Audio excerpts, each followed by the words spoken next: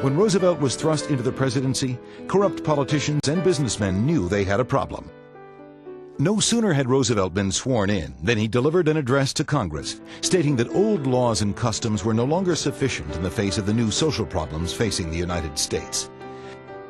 Roosevelt set out to convince the American people of the need for social change and gain support for his strategy, a strategy he called the Square Deal.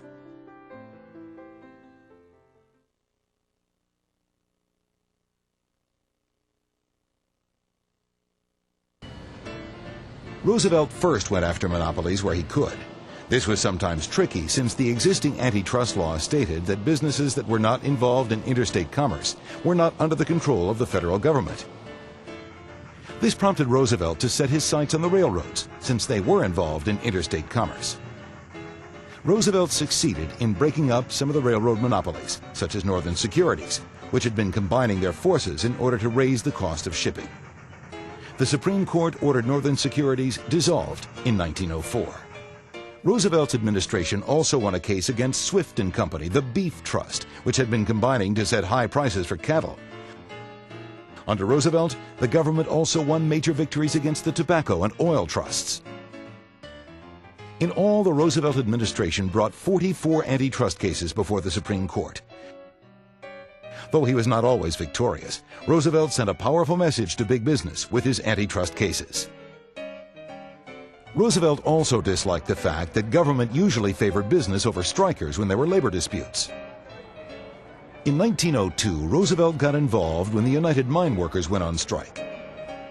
The mine workers were seeking shorter working hours and higher wages. In reaction, mine owners halted operations, hoping to wait out the strikes until the laborers could no longer afford to picket. This had an effect on the nation as a whole, since most homes at the time were still heated by coal. A lack of coal would drive up prices and hurt many Americans financially. In the hopes of settling the strike and averting national crises, Roosevelt called the union leaders and mine owners to a conference at the White House. When the mine owners refused to talk to the union representatives, Roosevelt grew impatient and threatened to have the Army take control of the mines. This prompted the mine owners to give the strikers what they wanted: shorter hours and a pay increase. Roosevelt's action marked a historic precedent, the first time a president intervened on the side of labor. This made Roosevelt extremely popular with a population that saw him as willing to fight for their rights. As a result, Roosevelt easily won re-election in 1904. In addition to his trust busting, Roosevelt sought the passage of legislation that would keep new trusts from forming.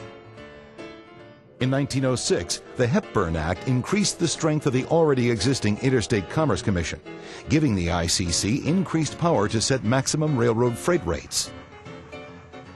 Roosevelt also sought reforms in the way food and drugs were prepared and marketed.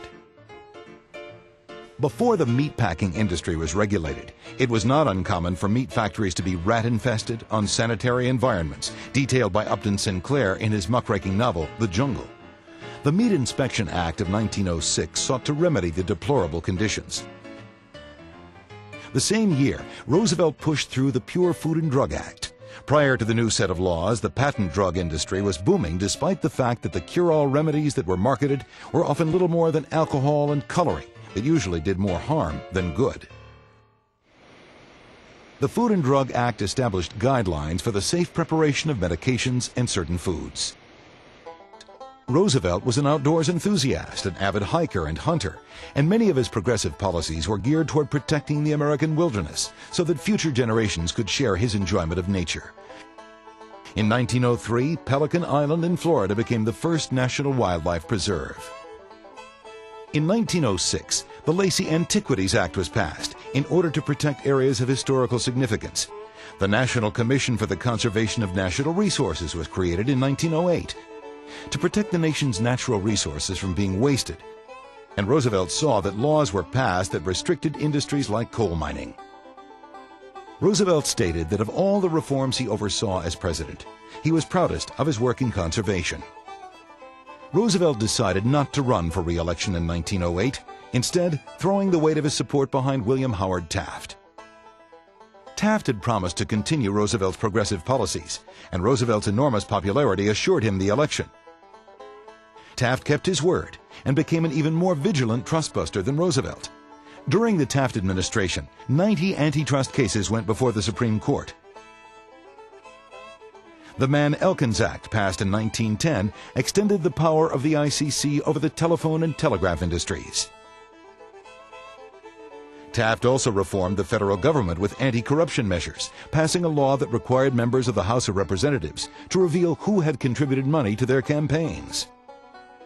Taft even followed in Roosevelt's footsteps by acquiring new land as New Mexico and Arizona became states in 1912, the same year that Alaska was deemed a U.S. territory. In many ways, the Taft presidency was like a continuation of the Roosevelt administration.